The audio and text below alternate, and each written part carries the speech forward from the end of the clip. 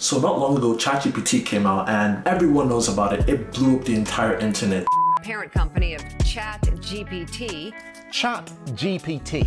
Maybe you've heard of it. Literally everyone and their dog is using it, from writing essays to solving math problems, you name it. ChatGPT can basically do it all. And it was very revolutionary. But now that same company that made ChatGPT has made something even more revolutionary. It's called Sora. So now, instead of just generating text, now you can generate whole 1-minute videos with this AI technology. I mean, it's crazy. Look at some of the footage that it's been able to make. Look at how detailed all of these are. You see how good everything looks? I mean, it's crazy realistic. But its strength is also its biggest weakness because it's too good. Let me start off with what Sora is exactly. So like I said, Sora, instead of generating text, basically generates full 1-minute videos. And the thing is, they're not cartoons either. They are realistic videos with human faces, human body movement. It's crazy. And just like ChatGPT, you basically give it a prompt. So for example, people are celebrating a birthday party and it spits out a purely AI generated video. And just like ChatGPT, it basically uses past videos that it's been trained on to generate these realistic looking videos. And while all this might sound nice, it's actually kind of a problem. See,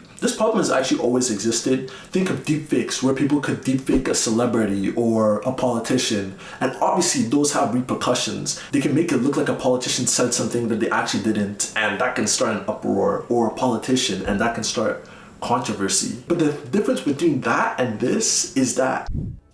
Oh wait, if you are enjoying the video, be sure to like and subscribe.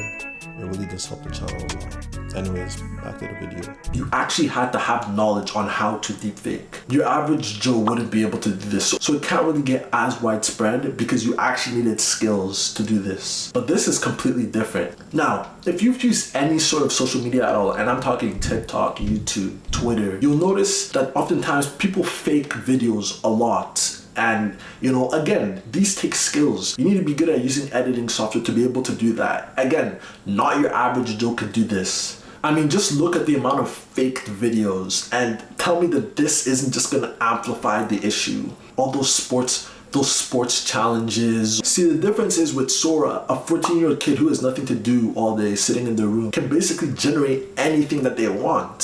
So you have to think about the potential problems that this great new technology poses. And not even just fake videos. I mean, how many times have you gone through TikTok or gone through YouTube and seen a video like this?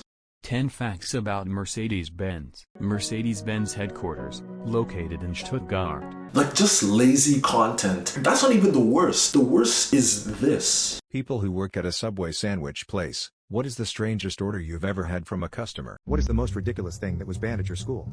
They banned toothpicks and it ended up snowballing into an avalanche of social disorder. They literally just grab text from Reddit, pasted it into an AI reader, and add some game to keep your attention, and just upload it. You see how there's no effort there? It's just lazy content. And I feel that Sora is only going to amplify this. Because now, instead of even having to add the game clip to the video, why not just have Sora do it for me? Just give it the prompt and it generates a 1-minute TikTok for me that I can just upload. So you see the issue I'm talking about? And the thing is, remember how I said in the beginning, like just like ChatGPT, Sora uses past videos that was fed into it to kind of generate a video that you prompted it to make. A lot of the creators of those past videos aren't going to get any credit for the videos that Sora ends up making. So I'm thinking we're going to start to see full-fledged, I know right now it's just 1 minute, but I feel like at some point we're going to see full-fledged movies, full-fledged videos made with Sora. So you can just think of the increase of lazy content that there's going to be out there. But I mean, it's not all negative. There's also a lot of positive sides. You have to look at where we were at the end of 2022 and look at where we're at now with generating videos,